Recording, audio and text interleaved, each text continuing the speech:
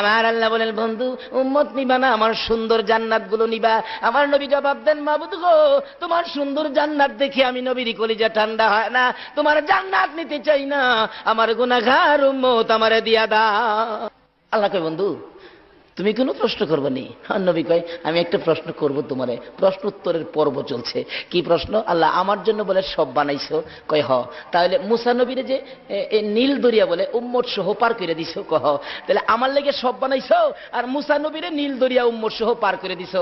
আচ্ছা আমি আর আমার উম্মতের জন্য তুমি কি করবা, এটা আমি জানতাম চাই।